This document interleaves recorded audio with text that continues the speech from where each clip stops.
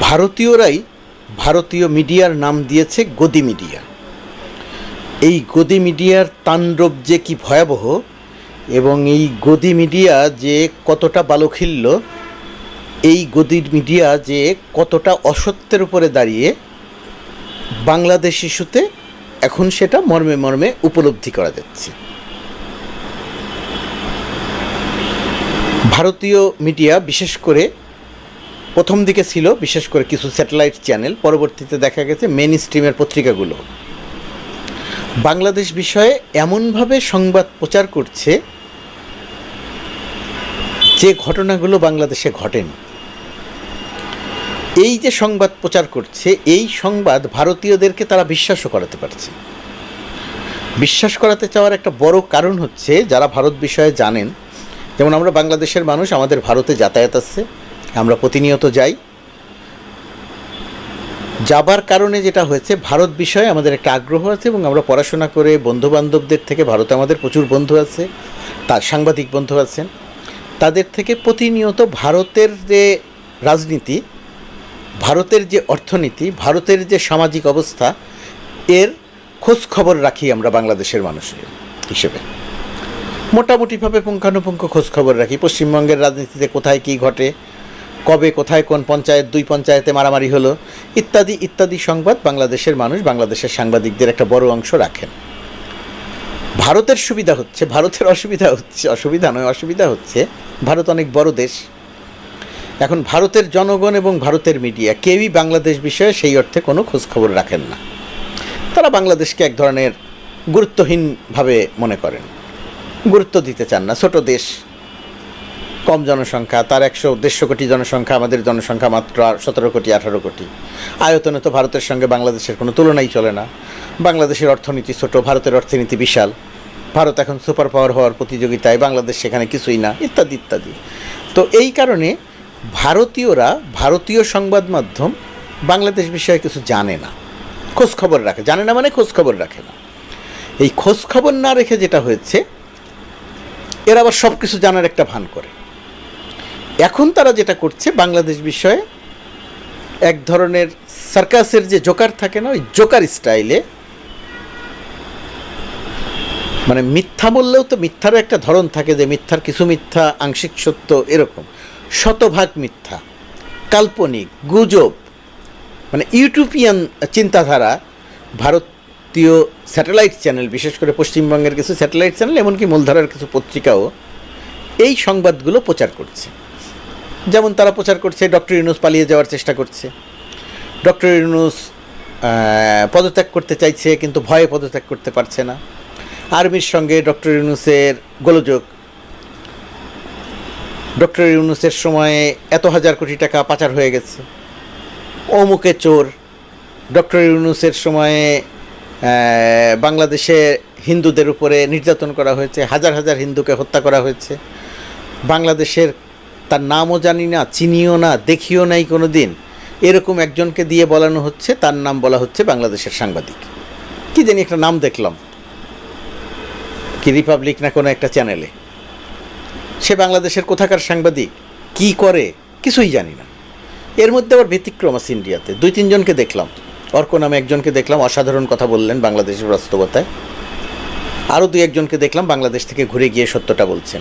কিন্তু এর বাইরে মূল যে অংশটা, এবারে শতভাগ মিথ্যা প্রোপাগান্ডা চালাচ্ছেন। এখন তাদের এই মিথ্যা প্রোপাগান্ডাকে আমি প্রথম অবস্থায় মনে করছিলাম গুরুত্ব দেওয়ার কিছু নেই, এত অসত্য সংবাদ, এত মিথ্যা সংবাদ, এত প্রোপাগান্ডা, এগুলোকে গুরুত্ব না দিলে আস্তে আস্তে এরা চুপ হয়ে যাবে, কেউ বিশ্বাস করবে না। প্রশ্ন হচ্ছে, বাংলাদেশের মানুষ এটাকে বিশ্বাস করছে না, এই প্রোপাগান্ডা বাংলাদেশের কোনো মানুষই বিশ্বাস করছে না। এবং ভারতীয় মিডিয়া যে কত আজগুবি মিডিয়া, সার্কাস মিডিয়া, এটা বাংলাদেশের মানুষ বুঝে গেছে। সুতরাং ভারতীয় মিডিয়ার গুরুত্ব আর বাংলাদেশে নাই। ভারতীয় মিডিয়ার কোনো সংবাদ বাংলাদেশের মানুষ এখন আর গুরুত্ব দিয়ে নেয় না। এই যে যেমন বলা হয় না যে made in China, made in China মানে ওইটা কয়দিন টিকবে তার কোনো ঠিক নাই, ভরসা নেই। ভারতীয় গণমাধ্যমের সংবাদ ওই রকম হচ্ছে, এটা কয়দিন এটা কতটুকু সত্য, আদৌ সত্য কিনা, এটা নিয়ে মানুষের মনে, বাংলাদেশের মানুষের মনে একটা পুরোপুরিভাবে একটা সন্দেহ তৈরি হয়ে গেছে। এর কোনো বিশ্বাসযোগ্যতা নেই, কোনো গ্রহণযোগ্যতা নেই ভারতীয় মিডিয়ার। কিন্তু ভারতে যারা অবস্থান করছে, যেহেতু তারা বাংলাদেশ বিষয়ে জানেন না, সেই কারণে ভারতের মানুষ বিশ্বাস করছে যে বাংলাদেশে সত্যি সত্যি এই ঘটনাগুলো ঘটছে। হ্যাঁ, অস্বীকার করি না যে বাংলাদেশে 5 আগস্টের পরে বেশ কিছু হিন্দু পরিবার আক্রান্ত হয়েছেন।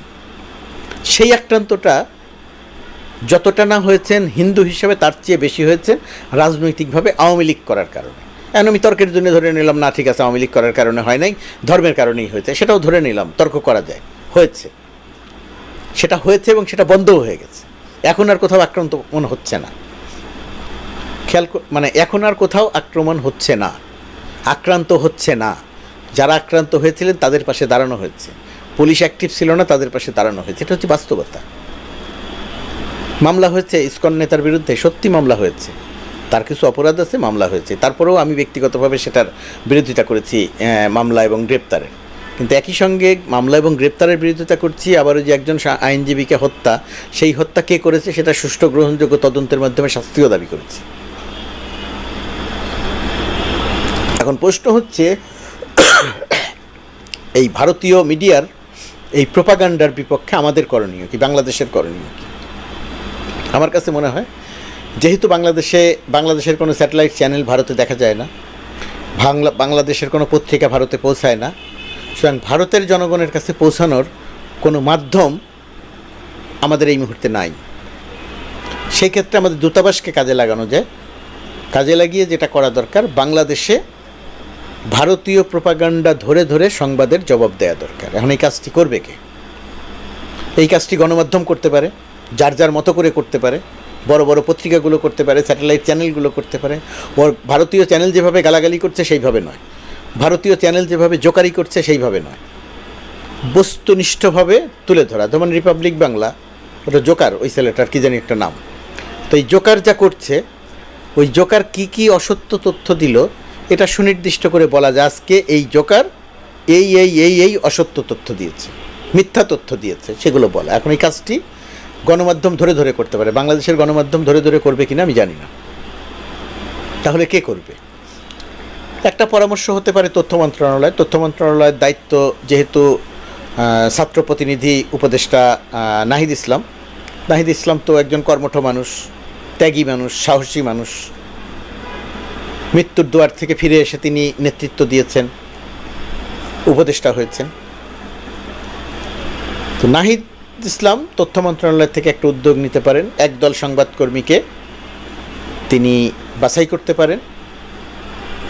পূর্বের সরকার যেরকম সংবাদকর্মীদেরকে সুযোগ সুবিধা দিয়েছিল, সাংবাদিকদের সুযোগ সুবিধা দিয়েছিল, টাউট বাটপাট সাংবাদিকদের সুযোগ সুবিধা দিয়েছিল, চুরি বাটপাটির সুযোগ দিয়েছিল, আমি কিন্তু সেই দিকের কথা বলছি না। আমি বলছি দেশের স্বার্থে তাদের কাজে লাগানো যায় এরকম একদল সাংবাদিক, সম্পাদকও নয়, সাংবাদিকের সঙ্গে নিয়মিত তথ্য মন্ত্রণালয় মিটিং করতে পারে এবং কিভাবে কোন প্রক্রিয়ায় এই প্রোপাগান্ডার বিপরীতে সত্যটা তুলে ধরা যায় সেই কেন্দ্রিক একটা উদ্যোগ তথ্য মন্ত্রণালয় নিতে পারে।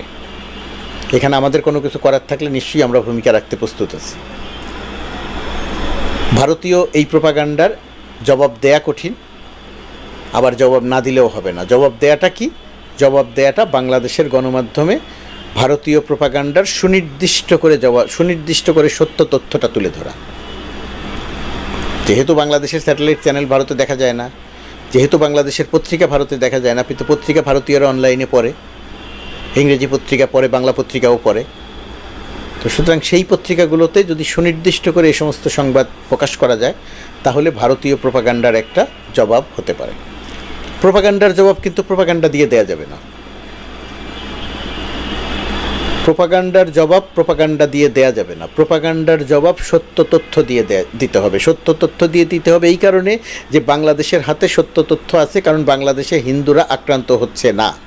যে দু একটি ঘটনা ঘটছে কোনোটাকেই অস্বীকার করা দরকার নাই, সবগুলোকে স্বীকার করে নিয়ে বলা দরকার যেটা খুবই বিচ্ছিন্ন ঘটনা। আওয়ামী লীগের সময়ে হিন্দুরা এর চেয়ে বেশি আক্রান্ত হয়েছে। যে ভয়েস অফ আমেরিকার জরিপ দেখা গেছে না, যে হিন্দুরা এখন অনেক বেশি নিরাপদ বোধ করছে, এটা সবচেয়ে বড় সত্য। ইসকনের সঙ্গে একটা গোলযোগ তৈরি হয়েছে, এর অর্থ এই নয় যে বাংলাদেশে হিন্দুরা আক্রান্ত হচ্ছেন। শেষ যে প্রস্তাব আগেও দিয়েছি, আবারও দিচ্ছি, ভারতীয় সাংবাদিক বন্ধুরা, আপনারা যারা বাংলাদেশে আসতে চান অথবা বলি বাংলাদেশে আসেন, ভিসা প্রক্রিয়া কিন্তু অনেক সহজ আপনাদের জন্য। আপনারা চাইলেই ভিসা পাবেন। কলকাতায় ভিসা চান, দিল্লিতে ভিসা চান, আপনারা চাইলেই ভিসা পাবেন। যদি ভিসা না পান, আপনারা অনলাইনে কথা বলেন, ইউটিউবে কথা বলেন, আমরা সেই জায়গাটিতে দায়িত্ব নেব।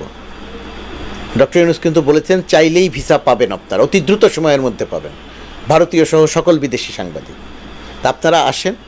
আপনারা এই যে লিখছেন না, হাজার হাজার হিন্দু আক্রান্ত হয়েছে, শত শত হিন্দুকে হত্যা করা হয়েছে, এগুলো যে কত বড় অসত্য, কত বড় মিথ্যা, কত ফলস সংবাদ, কত বড় প্রোপাগান্ডা, আপনারা সাংবাদিকরা এসে সেটা দেখে যান। আপনাদেরকে কেউ গাইড করবে না, কেউ ভয় দেখাবেন। আপনারা চট্টগ্রাম যেতে চান, আপনারা ব্রাহ্মণবাড়িয়া যেতে চান, আপনারা নোয়াখালী যেতে চান, আপনারা যেখানে যেতে চান যান, গিয়ে দেখে সংবাদ প্রকাশ করেন, ভারতীয়দের জানান, সত্যটা জানান।